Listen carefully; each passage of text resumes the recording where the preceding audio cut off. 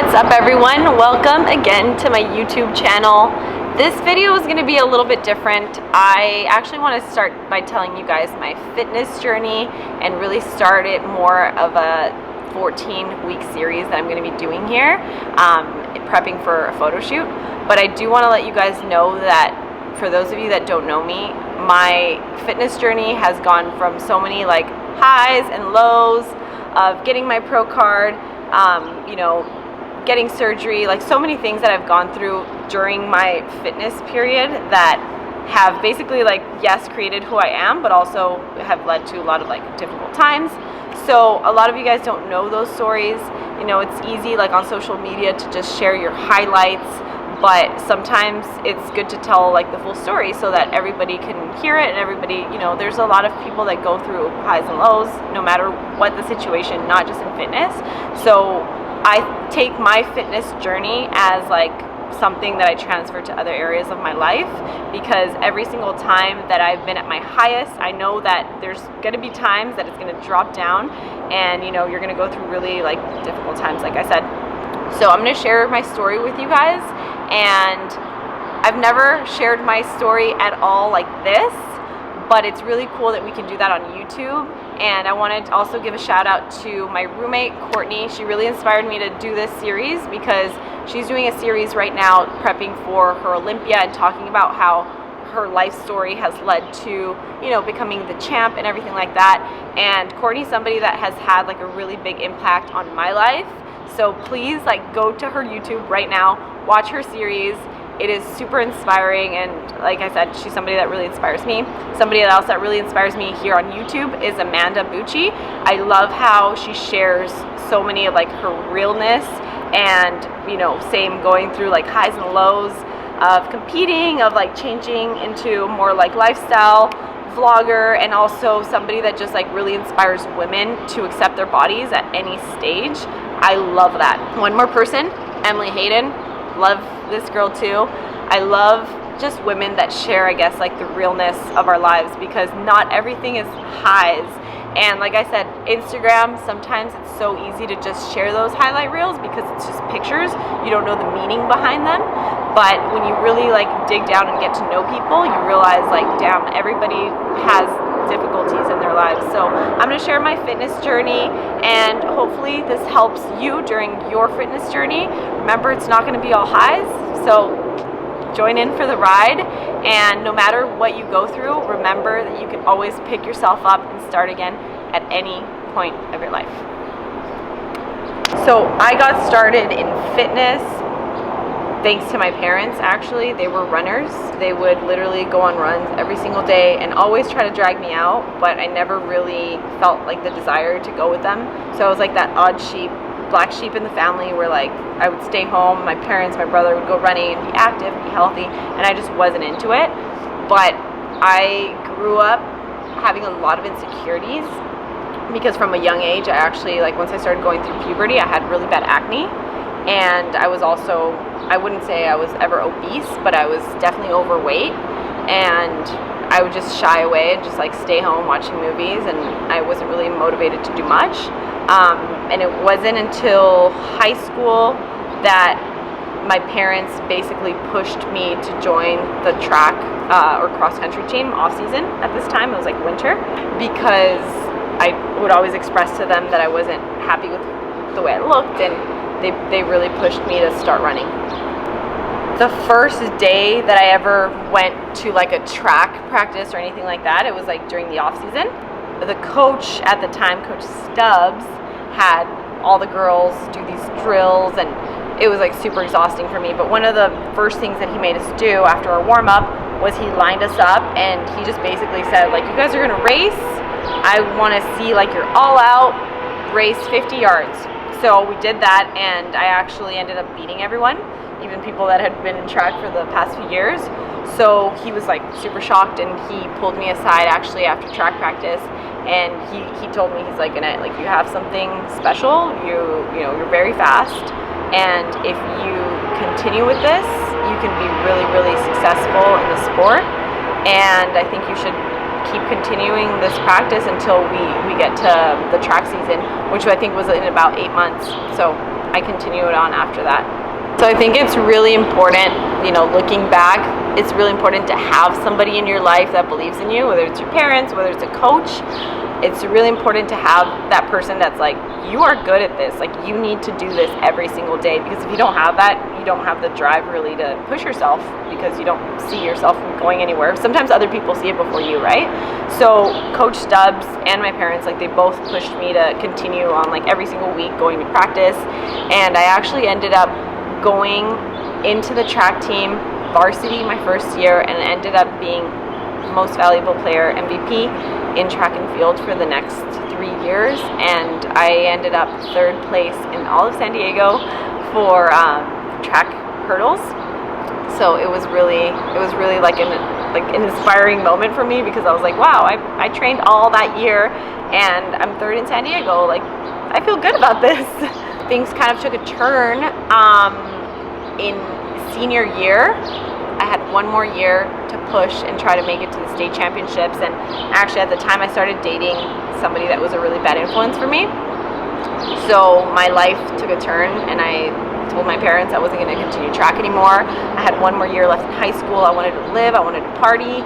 So, that was, I won't get into too much details, but I got into like a lot of bad things that year, and ultimately like leading into like the abuse of like alcohol and drugs and things like that.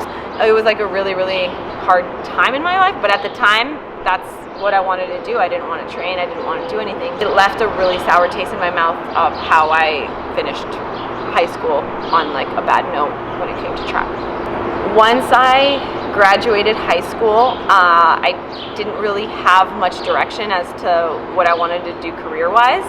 And I had one of my closest friends that I grew up with she was going to be moving back to Montreal to go to school.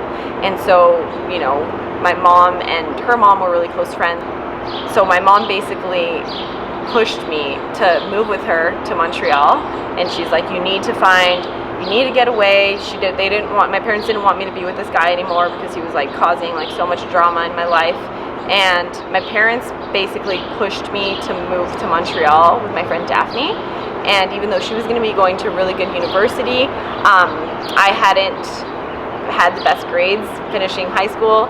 So I actually applied for a community college out there, and we moved in. We were roommates and everything like that. And that was like my escape of like San Diego bad trouble times, because I knew, and my parents knew, that if I stayed in San Diego during that time, I would have probably ended up literally like being a fuck up my whole life, because I was going to stay, like, if you don't get out of surrounding yourself with those bad people, you stay the same person. So it was a really good decision for me to move to Montreal. Basically, it sounded like a great idea. I'm moving to Montreal. I'm going to be like this good, studious person in college.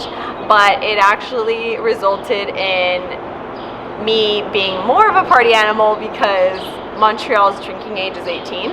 So, right away I started hanging out with not the same kind of people. They were good people, but they liked good life, the parties. So it was just great, because this time it was actually legal. So all we would do is go out and drink. And actually my first semester I put on 20 pounds. And I came back to San Diego, and my parents were shocked. All my friends were like, you gained weight, straight up. I've always had really straight up friends. You gained weight. And that kind of like took a toll on the way I felt about myself. And I remembered that feeling that I felt before I joined the track team, and how I started slowly feeling better about myself. Like, I was back at square one, essentially. So I decided to make some healthy decisions, and I remembered, again, the feeling that I had when I joined track for this first time. I'm like, I'm going to get back to running. That made me feel better, so I'm going to do that. I joined my first gym ever the second semester of college, which must have been like 2009 in January. And I hired a personal trainer, and he set a schedule for me. I told him that I wanted to run a half marathon, and basically we trained for that, but he also made me add in a little bit of weight training, and he had me on a consistent schedule 3 times per week, and one of those days was Saturday mornings at 7 a.m. So all of a sudden I had no excuse to not be able to make it, because that meant Friday night I couldn't party. So I was there every single day, and honestly that turned my life around so much because for once again I had a goal to reach, and it just started like creating all these like positive ripple effects in my life and started to feel better again. So after I completed my first half marathon in Montreal, I had joined a really positive group of running people, and which are still friends to this day. And me and one of my girlfriends at the time ended up teaching, we were like corporate running coaches. So she was certified, I wasn't, but I was kind of her helper. And we started training all these corporate people for the half marathon of Montreal, which is going to be, I think, like 6 months after at that period. So I loved it. I remember thinking, wow, I can't believe I'm getting paid to do something that I love. Like I was literally every single day, going to school, but then afterwards I would run with them for an hour or two, and I think I was getting paid pretty well because it was a corporate contract. So I remember thinking, wow, I'm getting paid to run right now. This is amazing. People actually get paid to do what they love, So it was a really inspiring time in my life, and it pushed me to get my certification as a personal trainer. So that again started to slowly turn into like more positive role in fitness for me. So during this time I started also doing running camps for this store that's really similar to Lululemon. It's called Lole, and it was amazing. I started getting like free clothes with them. I was still getting paid to have like these people come in for the weekly runs. It was just like a really positive time in my life, and I started looking into more nutrition, just taking care of myself through like everything. And I actually became vegan, which was really crazy, but I thought that was the way to be healthy. It was just to like eat more vegetables.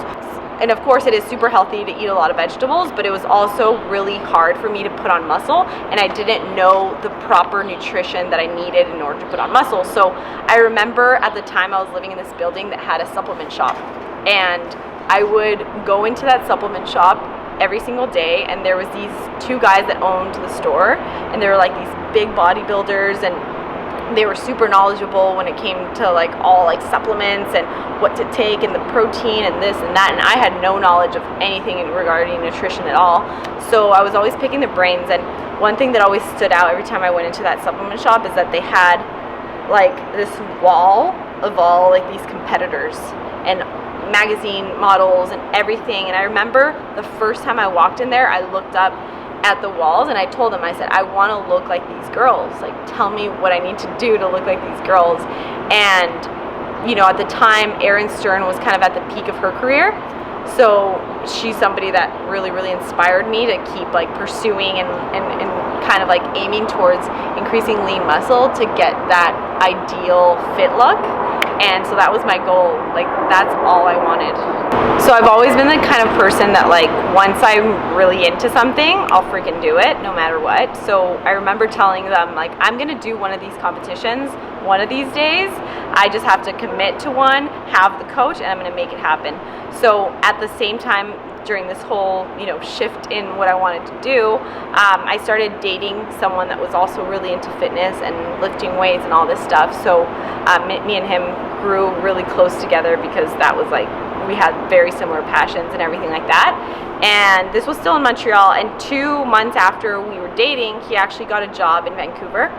So crazy me. I was like, well, I'll totally move with you. He wanted me to move with him. So I moved over to Vancouver, and I remember when I got to Vancouver thinking, this is a fresh, like, new start for me. Nobody knows me. I don't know anyone, and I'm not going to be known as like party Annette anymore, or like even in high school I was known as that, in the start of college also, and I was slowly shifting that. So it was like the perfect time to make a big move.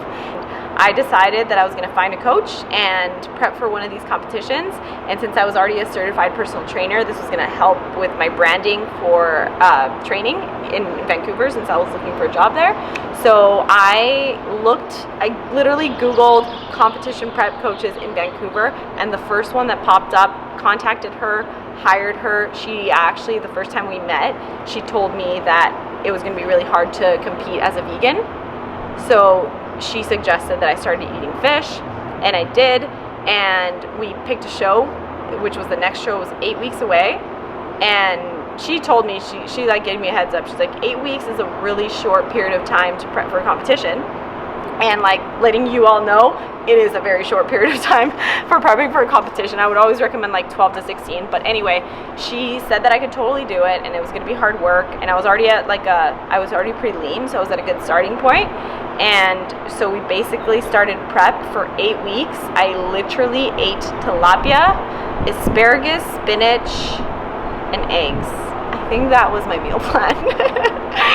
Typical, right? Like no fats, nothing. So I basically starved myself, and my plan was to compete at this competition in 8 weeks, and I was going to do everything to make it happen.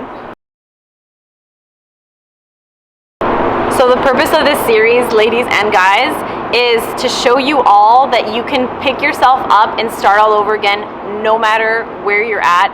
And fitness is just a way of demonstrating like so many things that you can do with like your entire life, not just with your fitness goals. But I'm sharing my fitness journey because I want you guys to see that I've gone through ups and downs, and I'm right now, I wouldn't say I'm like fully down, but I am at a point where I'm like, you need to have a set goal again, because it's so easy for us to just stay where we are and be comfortable and not want to push forward. Because why? You know, I'm happy with how I look. Yeah, I could look better, but you know, you stay in that mindset and you're not going to keep on evolving. You're not going to keep on like pushing yourself to become a better version of yourself.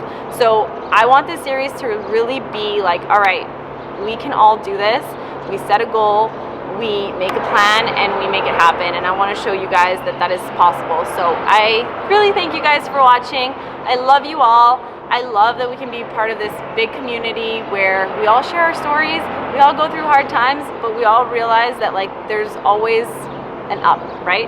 So let's climb up together. Mwah. Love you guys. If you guys have any suggestions on what you would like me to cover for this series, please leave a comment below.